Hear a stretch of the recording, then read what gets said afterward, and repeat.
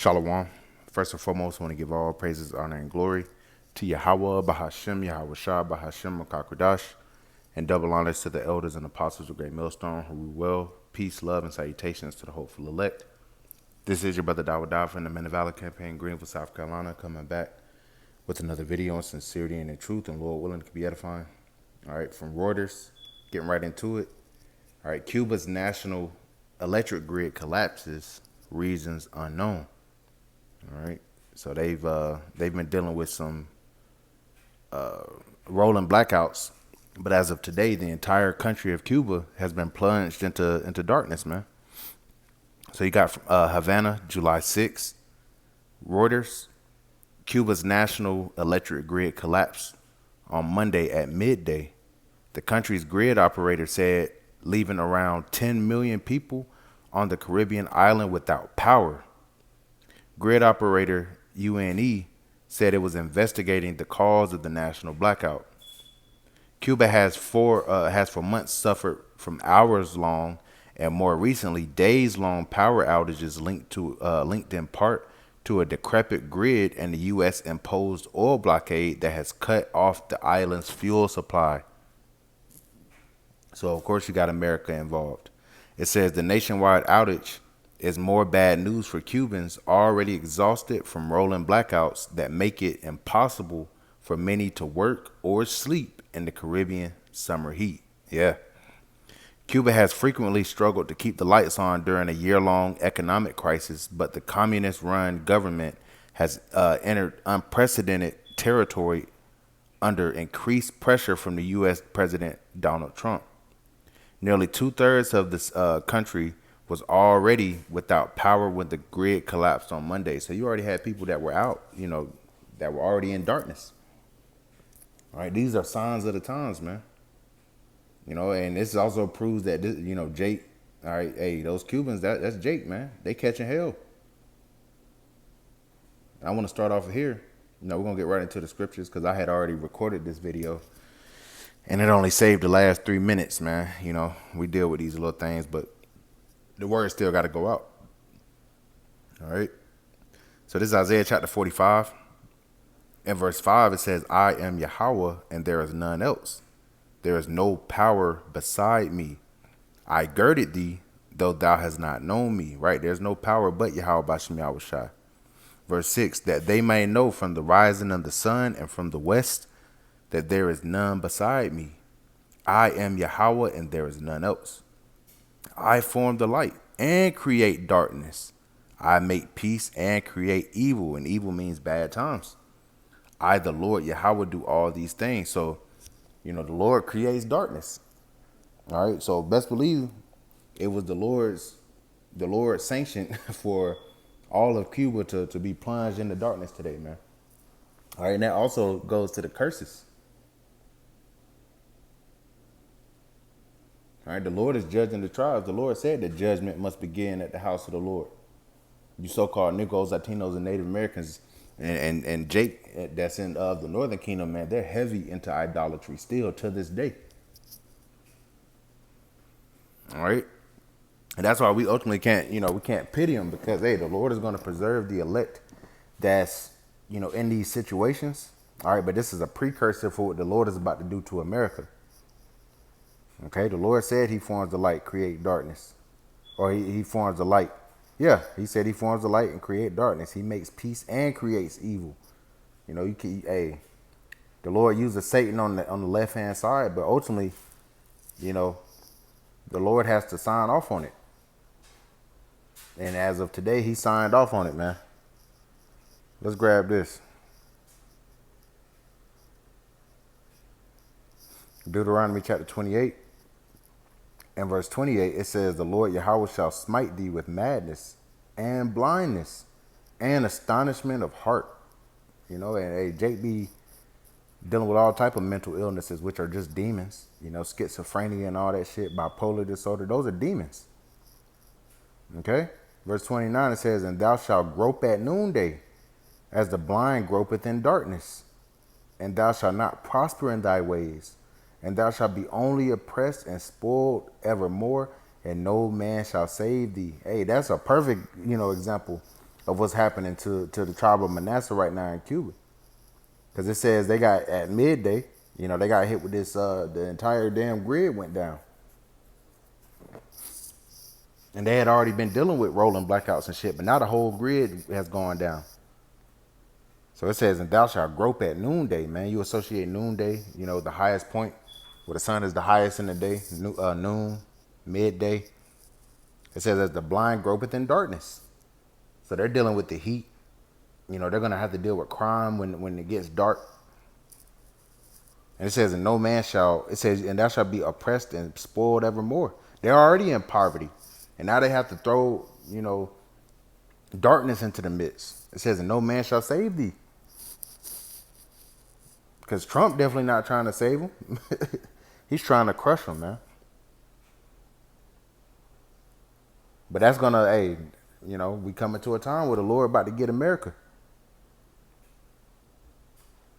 Let's get the account in Exodus where the Lord commanded Moses. Where's it at?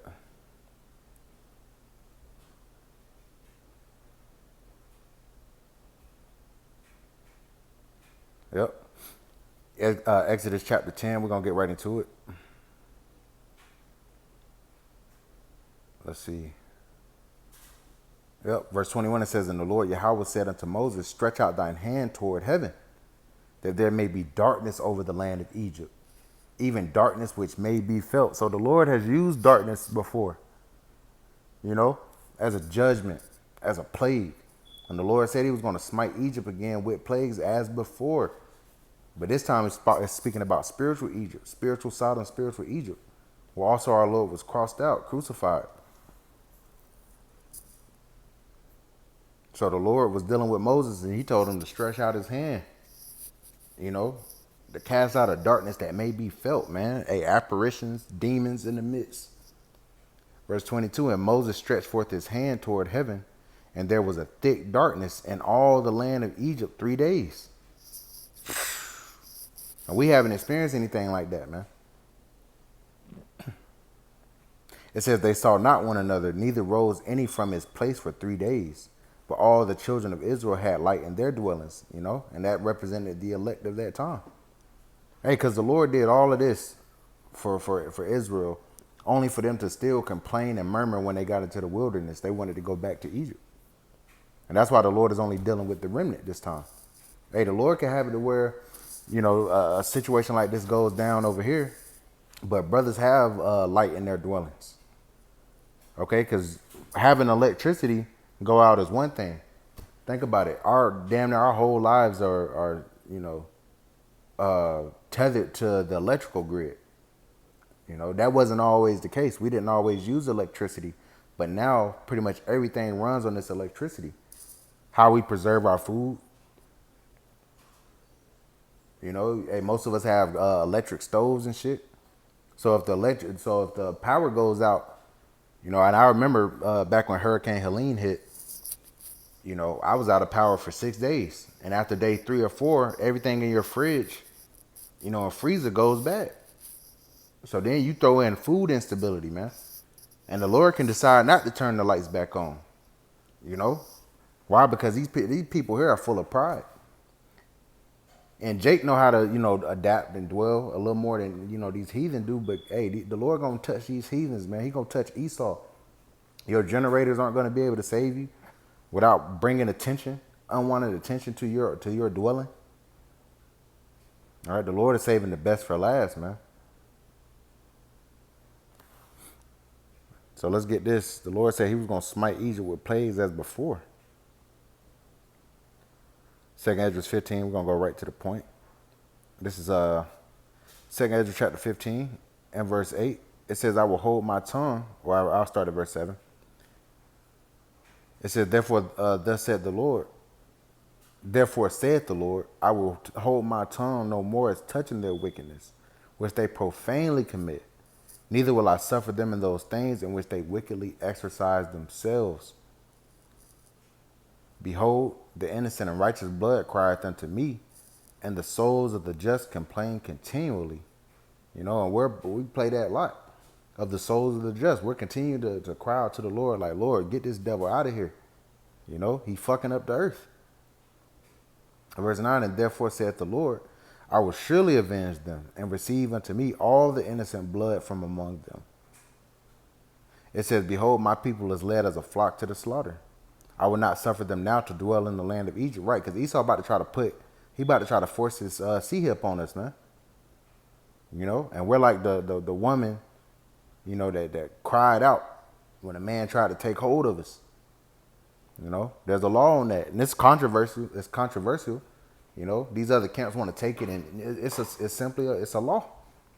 If the woman cries out, all right, then only that man get put to death. But if she don't cry out, she just sit there and take it, then they both getting put to death. Well, hey, that same thing applies here. You know, we're gonna call out to the Lord. Yeah, this devil trying to put a damn sea hip in us, man. He's trying to make us worship his system, his image, and receive his mark, which the Lord straightway commanded us not to receive. So we're gonna call out. So the Lord is gonna intervene on our behalf. All right, but the 2/3, man, they're gonna be subject to the judgment. Verse 11, but I will bring them with a mighty hand and a stretched out arm and smite Egypt with plagues as before and will destroy all the land thereof. And we just read in Exodus that the Lord commanded Moses to stretch out his hand toward heaven and command a darkness, man, a darkness that could be felt. So if the Lord said he's going to smite Egypt with plagues as before, darkness is very well a plague that the Lord could smite America with, man. A prolonged darkness, a week of the power going out, man. You people will be through in these cities, you know, in the countryside. All right, because if you ever been outside and it's been a blackout and the street lights aren't working, man, it gets dark fast.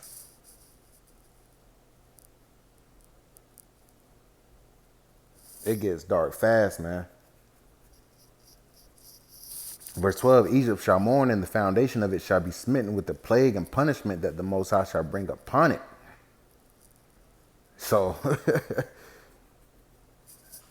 we're in those times, man. But, hey, this Cuba situation is a precursor for what the Lord is about to bring to America, man. We're entering quickly the time of Jacob's trouble. Hell, but you got the Northern Kingdom. They're already in straits. But the Lord is going to turn up that heat, man. The Lord is saving the best for last, which is America, concerning its judgment and its wickedness and the pride of you people. The Lord is going to strip all your pride away.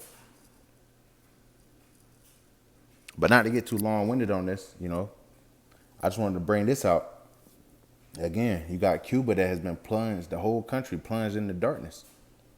The whole grid collapse. That's coming to America, man.